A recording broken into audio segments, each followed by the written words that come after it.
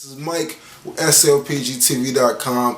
Welcome to the website. Welcome to the page. Make sure that y'all subscribe to the link below. Anyway, let's get right into it, man. This is my favorite part of doing what it is that I do. SLPGTV is a platform dedicated specifically to independent musicians to give them an opportunity to shine, to be seen, to be noticed, and so forth and etc. You have hundreds of outlets that are dedicated specifically to the mainstream. This is the outlet that's dedicated to the independents. All power to the independents. So without further ado, let's get right into this. We have artist, the most feared MC in Chcagoland, Q Storm, and we have the ability and the gracious honor of reviewing this project.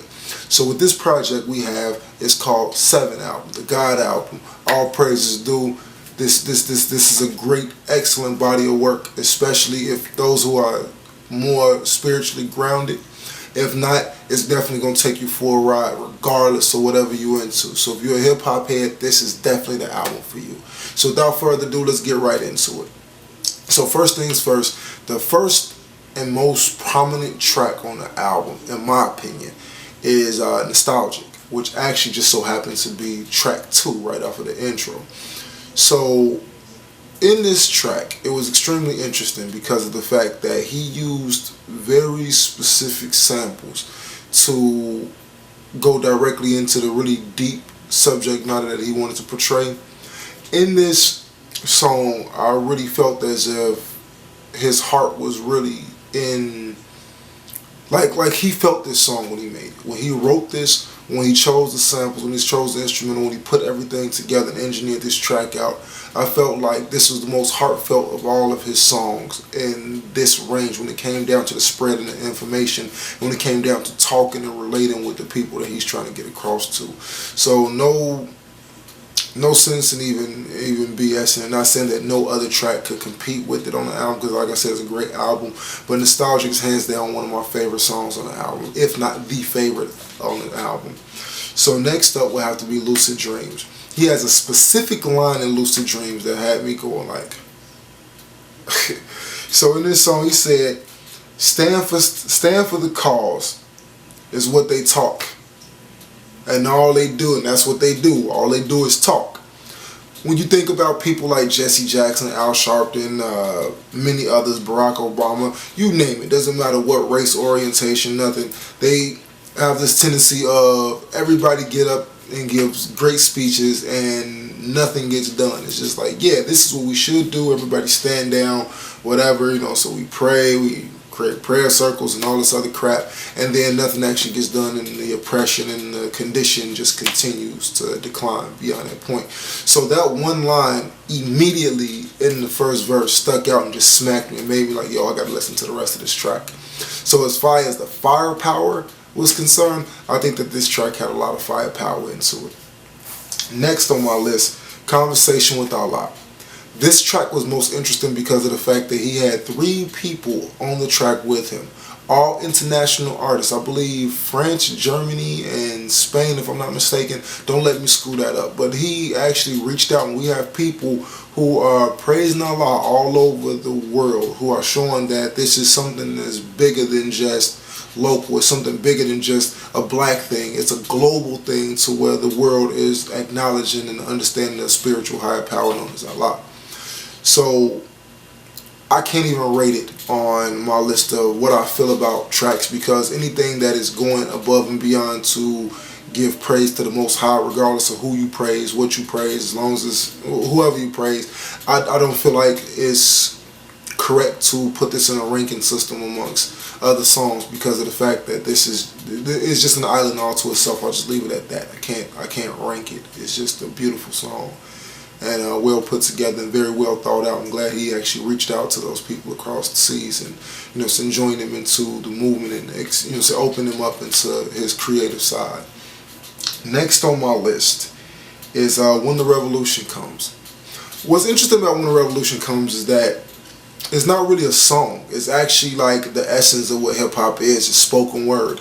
It was a tribal type instrumental, and what he did is he gave you an actual poem, and he presented it to you. He gave you the raw aggression and the intensity of what it was that he envisions when the revolution finally comes. What will we be dealing with at this point in time, once we can finally get rid of the oppression, get rid of the racial structures and backgrounds, get rid of all of the nonsense that keeps us divided as a united people.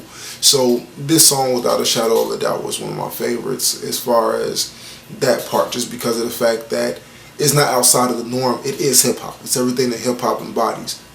So definitely have to check that one out. So next, Love Unconditional. Alright, I'm not the guy, I'm what you call an antagonist. If you tell me that this is what's popular, I immediately look for whatever else is there.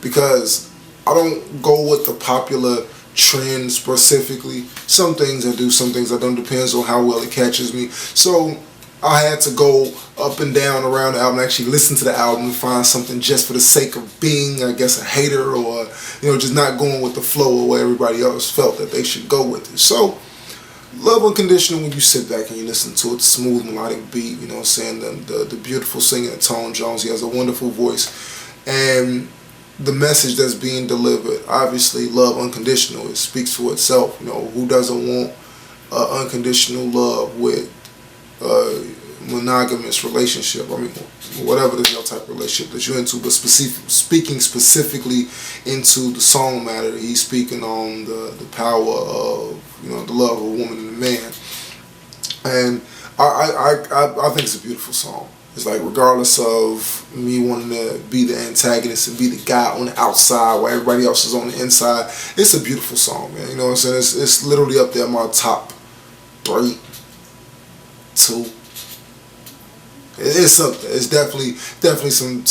Just listen to the damn song. Like, I guarantee you, it's a beautiful song, and it'll probably be the song with the most replay value thus far, depending on what the general consumer is looking for.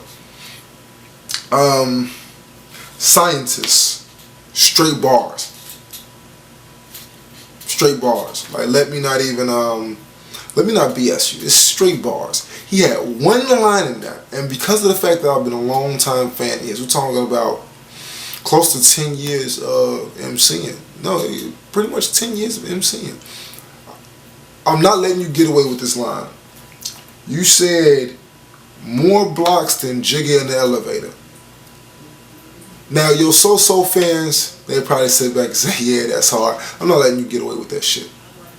I'm not saying it was whack. It was mediocre. Because your style of MCing, I know you're not really a punchline artist. Not that you can't punch, but that's not really, that's an attribute that you can do, but you don't make it a thing that you do on a repetitive basis.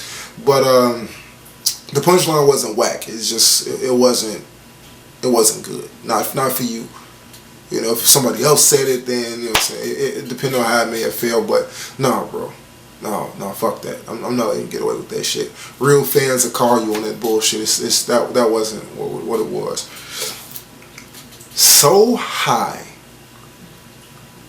This So High is definitely the most interesting song on the project. Why? Is because of the fact that he came off with a completely different flow than he's come off on any other project. So even in Rapping to Women, he came off with an extremely, extremely unique angle. My only issue is the fact that you kind of had a Ludacris-like flow. And we can debate that.